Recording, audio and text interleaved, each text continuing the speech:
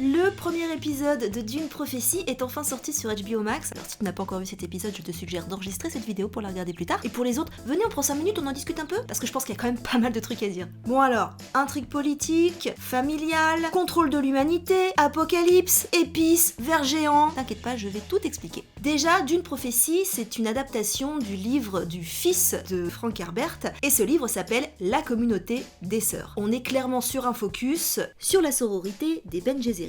Donc on va les appeler les BG, ce sera plus simple. On est donc sur une origin story, on va nous expliquer comment on en est arrivé à Paul Atreides et toute l'histoire de Dune qu'on a pu voir, notamment dans les derniers films de Denis Villeneuve. D'ailleurs, on est clairement dans la même direction artistique, les mêmes décors, costumes, ce qui n'est pas plus mal. Déjà parce que moi, personnellement, j'aime beaucoup, c'est assez épuré, minimaliste, mais assez concret. Et également, ça nous permet de nous immerger beaucoup plus vite, sans avoir encore à réfléchir, à comprendre qui est qui, dans quel univers on évolue. L'histoire se déroule 10 000 ans environ avant l'histoire de Paul Atreides, juste après la guerre contre les machines. On est un peu dans du Terminator. L'humanité contre l'intelligence artificielle. On va y revenir plus tard. Dès le début, on nous offre une citation à l'écrit. La victoire est célébrée dans la lumière, mais remportée dans l'ombre. La citation est saupoudrée d'étincelles de feu qui se fondent dans l'univers, le premier plan qui rejoindra le dernier plan. C'est-à-dire qu'il y a du travail dans la réalisation. En gros, on nous met tout de suite d'accord, il va y avoir de la manipulation, des complots, de la stratégie, des sacrifices invisibles. C'est une façon aussi d'expliquer que ce sont toujours les gagnants qui racontent l'histoire, et que bien qu'ils passent toujours pour les gentils, ils ont rarement les mains propres. Ça nous enchaîne directement avec la deuxième citation qui, elle, est donnée à l'oral par notre narratrice qui est protagoniste de l'histoire, Valia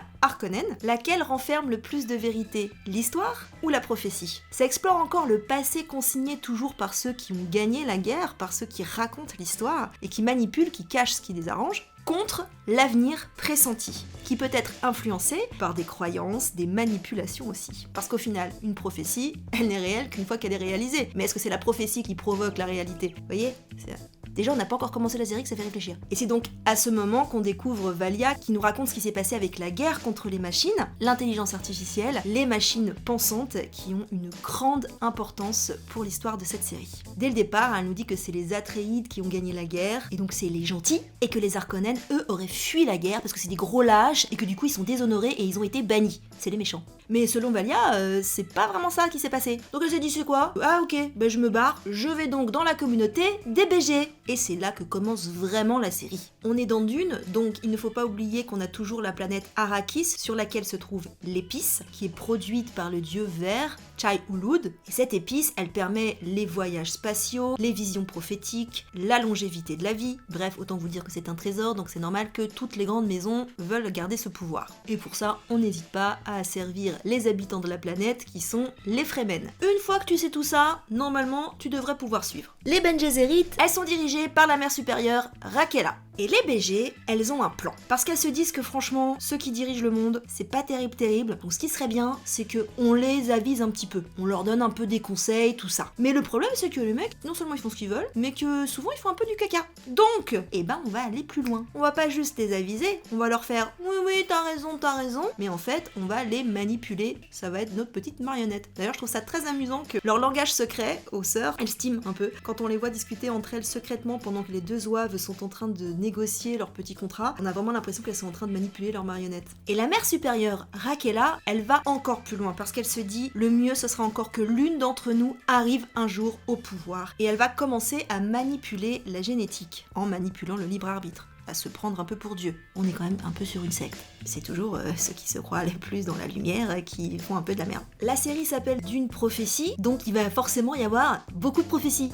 C'est clairement le thème. Comment ça influence la vérité, la réalité, l'histoire sur des millénaires. Et ça pose les bases sur les mythes, les croyances qui influencent l'humanité sur des générations et des générations. On commence évidemment par une prophétie, celle de Rakela sur son lit de mort, qui annonce à Valia l'arrivée du tyran Arafel. Mais c'est qui le tyran Arafel ? Eh ben, Arafel, c'est également issu de l'hébreu, et ça veut dire fog, le brouillard. C'est quand même l'apocalypse, la fin de l'humanité. En gros, c'est la caca, c'est la cata, c'est la catastrophe. La catastrophe, merci de suivre, mesdames. Et Rakela dit à Valia, tu seras celle qui verra la brûlante vérité, et à ce moment-là, tu sauras. La brûlante vérité, spoiler, on la voit dans la dernière scène, lorsque Valia voit Kasha littéralement se consumer de l'intérieur, brûler vive, et elle dit, ce sont les derniers mots de l'épisode, je vois.